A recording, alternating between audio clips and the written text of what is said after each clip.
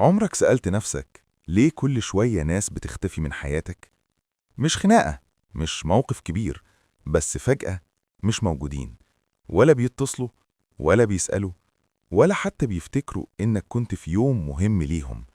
والمشكلة إنك بتفتكر إن العيب فيك.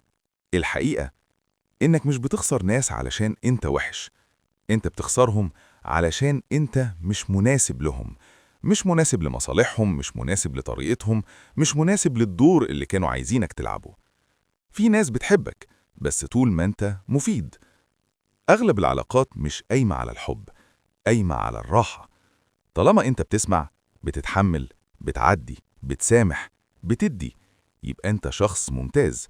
لكن أول ما تقول لأ، بتتحول فجأة لشخص صعب، معقد، متغير. ليه بيبعدوا؟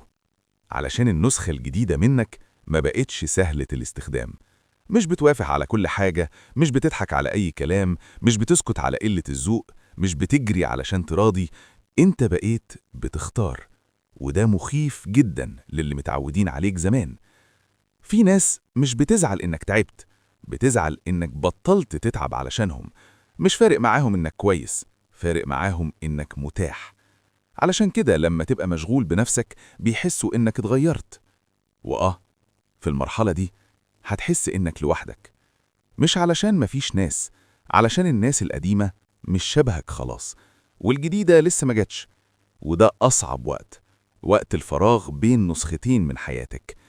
بس هنا بيحصل أهم حاجة، بتتعلم إن مش كل حد يمشي يبقى خسارة، مش كل علاقة تنتهي تبقى فشل، مش كل بعد يبقى عقاب. أحيانا البعد بيكون إنقاذ. الناس اللي شبهك بجد مش هتطلب منك تتنازل علشان تفضل، مش هتحسسك إنك عبء، ولا إنك لازم تمثل دور، ولا إنك لازم تبقى نسخة معينة. هتقبلك وإنت عادي جدا. أخطر حاجة ممكن تعملها في حياتك إنك تحاول تناسب ناس مش مكتوب لك تبقى معاهم. مش كل اللي بيمشي منك كان لازم يكمل، وأحيانا أكبر هدية ممكن تاخدها من حد إنه يخرج من حياتك.